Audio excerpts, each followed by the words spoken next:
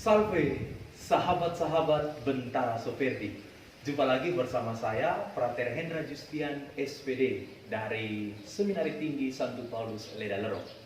Sahabat-sahabat Bentara Soferdi, dalam edisi kali ini saya akan menjelaskan kepada teman-teman tentang penanggalan liturgi dalam Gereja Katolik. Jika kita mengenal adanya tahun Masehi, maka dalam Gereja Katolik ada juga kalender khusus yang mengatur bagaimana bacaan-bacaan dalam gereja itu akan habis dibaca dalam perputaran 3 tahun. Jadi kita mengenal ada 3 tahun liturgi. Tahun A, tahun B, dan tahun C. Perputaran 3 tahun liturgi dalam Gereja Katolik sejatinya mengikuti tradisi yang diwariskan atau diadopsi oleh gereja dari kebudayaan orang-orang Yahudi. Dalam agama Yahudi terdapat suatu tradisi di mana ada penanggalan khusus yang mengatur dalam perputaran 3 tahun seluruh isi kitab suci, secara khusus kitab Taurat, Pentateuk akan habis dibaca oleh umat-umat Yahudi. Nah, tradisi ini diadopsi oleh Gereja Katolik dengan mengatur pembagian khusus yang mengatur di mana seluruh Injil itu akan habis dibaca oleh seluruh umat Katolik atau habis diperdengarkan kepada seluruh umat Katolik dalam perputaran 3 tahun lamanya. Jadi kita mengenal ada yang namanya tahun A, tahun B, dan tahun C. Nah, bagaimana cara menentukan bahwa tahun ini adalah tahun A atau tahun B atau tahun C? Ada rumus matematisnya. Untuk menentukan tahun ini adalah tahun A atau tahun B atau tahun C, maka tahun akan dibagi dengan angka 3. Angka 3 itu simbol dari Injil yang dibaca atau diperdengarkan selama tahun liturgi itu. Jadi sebelum kita masuk kepada perhitungan matematisnya, terlebih dahulu kita kembali. Tahun A, Injil yang akan diperdengarkan adalah Injil Matius sepanjang tahun liturgi A. Tahun B, Injil yang akan diperdengarkan sepanjang tahun liturgi B adalah Injil Markus. Tahun C, Injil yang akan diperdengarkan sepanjang tahun liturgi C adalah Injil Lukas. Nah, sekarang bagaimana cara menentukan tahun ini adalah tahun A atau tahun B atau tahun C? Tahun dibagi dengan angka 3. Kita ambil contoh tahun 2020. Dibagi dengan angka 3 akan menghasilkan 673. Tetapi jika kita hitung secara manual, 673 akan menyisakan satu angka yang tidak habis dibagi. Itu aturannya. Jika pembagian tahun dengan angka 3 menyisakan satu angka, maka dia otomatis akan disebut sebagai tahun liturgi A. Lalu tahun B, kita ambil contoh tahun 2021. Jika dibagi 3, hasilnya juga 673. Tetapi jika kita hitung secara manual, dia akan menyisakan 2 angka.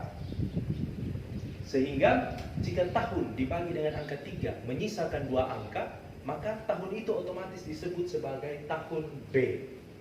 Lalu tahun liturgi C, kita ambil contoh tahun 2022. Jika dibagi dengan angka 3, hasilnya 674. Genap. Dia tidak menyisakan satu angka atau 2 angka. Maka setiap tahun yang jika dibagi angka 3, hasilnya genap, sisanya 0, habis terbagi, dia otomatis disebut sebagai tahun liturgi C. Begitu teman-teman, cara menentukan tahun liturgi A, B, C sesuai perhitungan matematis. Jadi tahun yang dibagi dengan angka 3 sisanya satu angka, tahun liturgi A. Yang dibagi dengan angka 3 sisanya 2 angka, tahun liturgi B. Yang dibagi dengan angka 3 habis terbagi sisanya 0, maka dia adalah tahun liturgi C. Lalu selain tahun liturgi A, B, dan C, orang sering juga mendengar tahun 1 dan tahun 2. Tahun 1, tahun ganjil. Itu berarti semua tahun yang angkanya ganjil, misalnya 2019, 2021, 2023, dan semua tahun yang ganjil disebut tahun 1. Lalu tahun-tahun yang angkanya genap disebut tahun 2, misalnya tahun 2020, tahun 2022, tahun 2024, dan seterusnya. Nah, lalu apa yang membedakan tahun 1, tahun 2, dan tahun A, B, C? Nah, teman-teman, tahun A, B, dan C merujuk pada Injil. Injil yang diperdengarkan kepada kita sepanjang tahun itu. Tahun A, Injil Matius, tahun B, Injil Markus, tahun C, Injil Lukas. Lalu, tahun 1 dan 2 merujuk pada pembagian bacaan-bacaan harian untuk perayaan Ekaristi. Kalau teman-teman pernah menjadi lektor dalam perayaan-perayaan Ekaristi, maka dalam buku leksionarium, buku bacaan itu teman-teman akan menemukan bacaan pertama ada opsi tahun 1, tahun 2. Nah, tahun 1 dan tahun 2 fungsinya untuk itu. Sehingga jika tahun sekarang ini, tahun 2021, tahun B, karena dia ganjil, maka disebut tahun B1.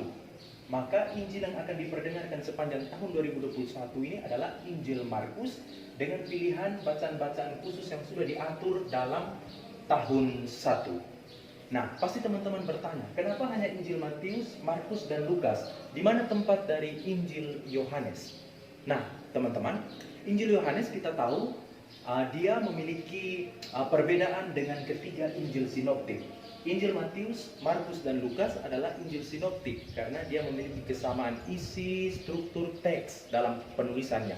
Sedangkan Injil Yohanes sedari awal memiliki gaya bahasa yang lain, gaya bahasa yang jauh lebih tinggi, lalu sasarannya juga kepada para pembaca yang adalah kaum-kaum terpelajar. Karena itu dalam gereja Katolik, Injil Yohanes bukan tidak dipakai, tetapi Injil Yohanes mendapat tempatnya pada pesta-pesta atau hari raya besar dalam gereja Katolik, seperti Natal, Paskah, atau pesta-pesta besar dalam gereja Katolik. Maka bacaan yang akan kita dengarkan atau diperdengarkan kepada umat selalu berasal dari Injil Yohanes. Nah, teman-teman, saya kira penjelasan saya tentang tahun liturgi A, B, dan C cukup mudah dan ditangkap oleh teman-teman kan? Nah, sekarang kapan tahun liturgi itu dimulai dan kapan tahun liturgi itu akan berakhir?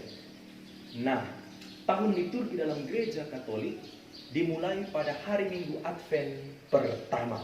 Kita membuka tahun liturgi yang baru dan dia akan berjalan sepanjang setahun dan berpuncak pada perayaan hari Minggu Kristus Raja Semesta Alam atau hari Minggu biasa yang terakhir dalam gereja Katolik sebelum kita memasuki masa Advent berikutnya.